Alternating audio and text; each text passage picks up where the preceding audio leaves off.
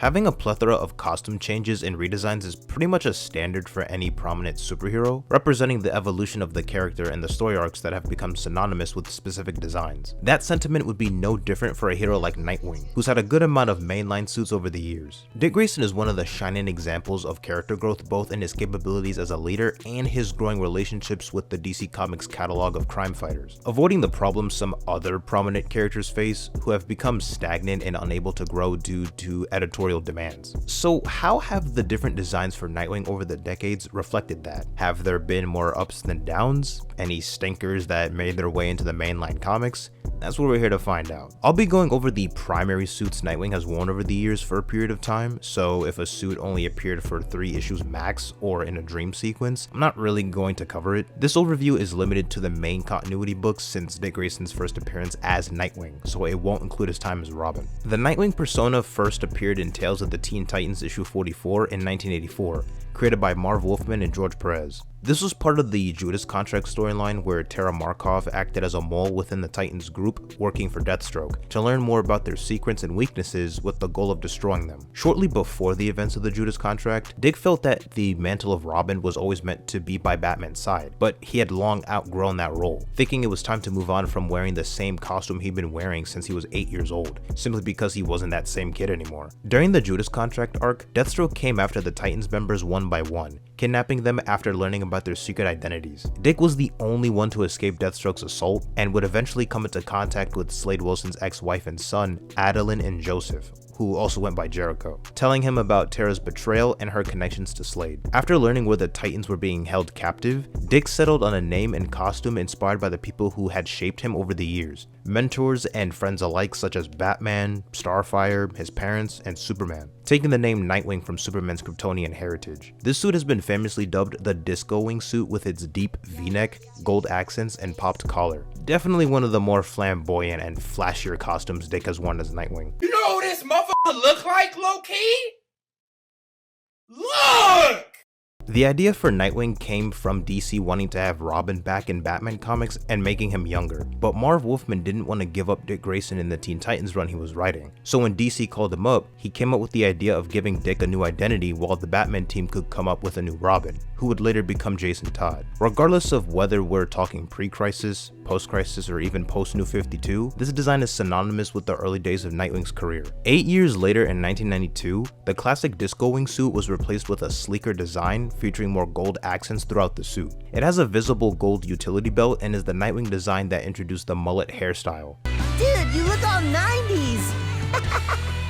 Nice mullet! Dick's hair would grow throughout the 90s to the point where he would rock a ponytail. This new look was crafted by a character named Mirage who was pretending to be Starfire with her illusion casting abilities. To me, this is an upgraded version of the original Nightwing suit, somewhat paving the way for the more traditional design that we would all know and love. It also came with mechanized wings that allowed him to fly. The suit only lasted a few years as Dick got rid of it and claimed to be retiring from the hero business in the first issue of the 1995 Nightwing miniseries. The second issue of this miniseries introduced readers to the black and blue suit that would become synonymous with the Nightwing character. While on the verge of discovering new information on his parents' deaths, Dick is given a new bulletproof costume by Harold in the Batcave, integrated with features he's developed for Batman's arsenal. Harold was the chief designer and mechanic for many of Batman's vehicles and gadgetry in the Batcave, which also included a specialty in costume making. Obviously, this new suit is less extravagant and over the top, featuring a base black color with a blue insignia that runs across the chest, over the shoulders, and down his arms to his 2 middle fingers. His tech and gear would be stored in his gloves and boots rather than having a standard utility belt. The cover artist for the 1995 Nightwing miniseries, Brian Stelfreeze, designed the new costume after he was approached by Dennis O'Neil and Scott Peterson to modernize the original George Perez design. And they loved the way that I would do costumes and stuff.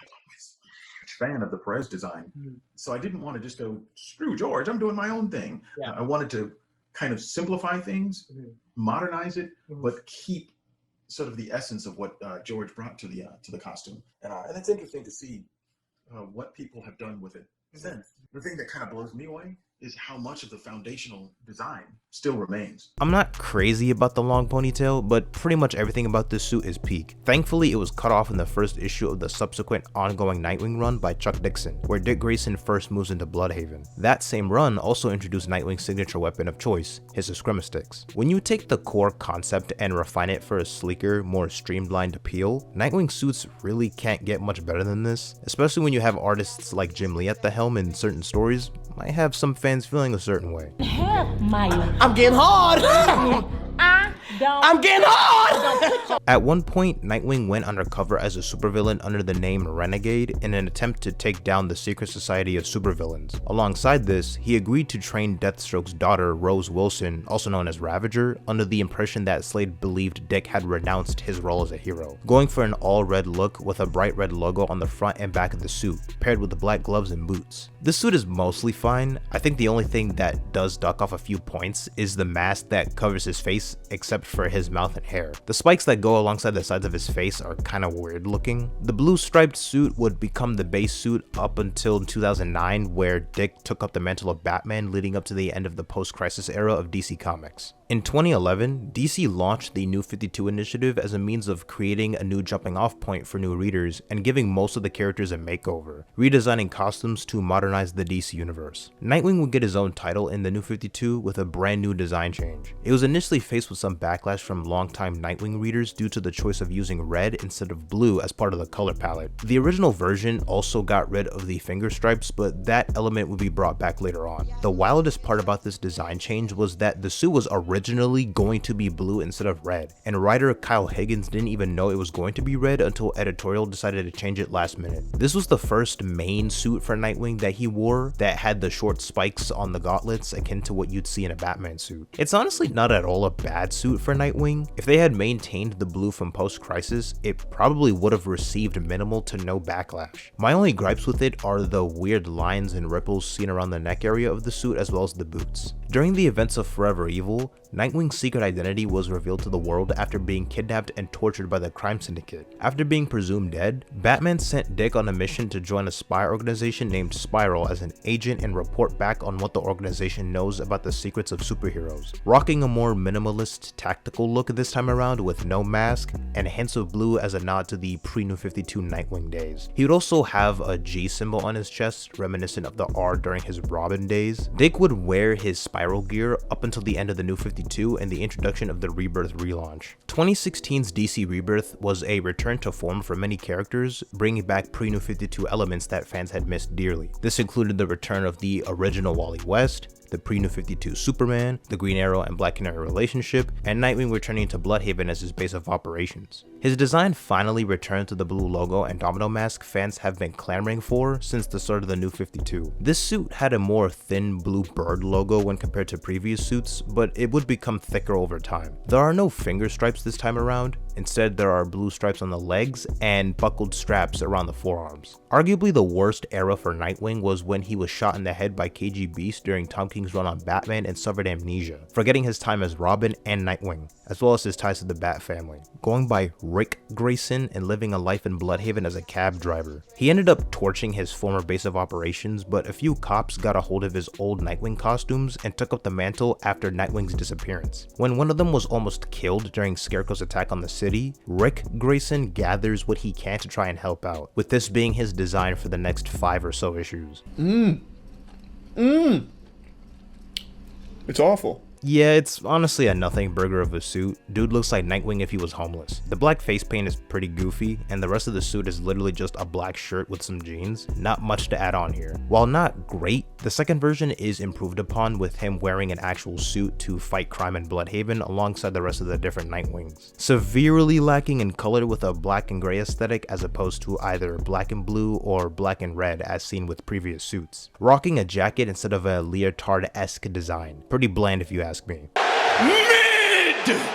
In search of answers about his true memories after the Court of Owls try to manipulate and twist them, he comes across the brain surgeon who treated his head injury, who was secretly a member of the Court of Owls. She possessed the Identity Crystal, a device that allows someone to rewrite another person's memories. The Joker ended up getting his hands on the crystal and used it to rewrite Dick's memories, turning him into his sidekick named Dicky Boy. Yes, I'm serious, that was his actual name for him. With the false memories making Dick believe that the Joker took him in and raised him after his parents died. Dick wore a similar costume as the aforementioned suit, but with red, white, and blue as part of the color scheme, and an actual mask over his face. This version was more form-fitting and less armored, allowing for better mobility. The consistent throughline with the Rick Grayson suits was that none of them were emblematic or screamed Nightwing. After finally getting his memories restored and returning to the role of Nightwing, Dick reverted to his original Rebirth suit leading into Tom Taylor's run. Later into the new run, artist Bruno Redondo crafted an updated costume for Nightwing that was first seen in issue 88, with the eagle logo positioned higher than previous suits and finally bringing back the peak blue finger stripes. These will always remain supreme.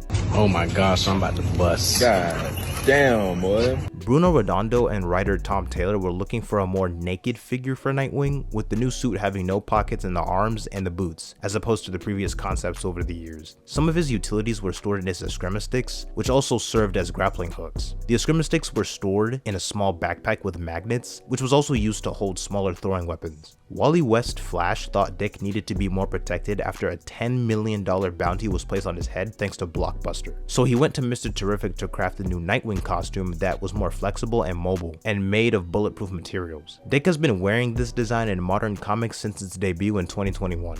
Dick's had a pretty interesting journey in the costume department since his debut as Nightwing in 1984. I'd imagine there won't be any drastic changes to his presence anytime soon. The classic black with blue logo and stripes perfectly embodies the sentiment of, if it ain't broke, don't fix it, because you really can't do it any better than this. Again, this was me only going over suits he wore after leaving the Robin mantle behind him in main continuity, so no Elseworlds, no alternate timelines or adaptations, and it had to be something he wore for more than a few issues during an era or story arc. I still probably forgot a couple of entries here, I don't know, but when it comes to any future adaptations, whether it's live action or animation, I think everybody would be on board with a design that resembles this beauty as much as possible. It is a masterpiece, James. Complete, comprehensive.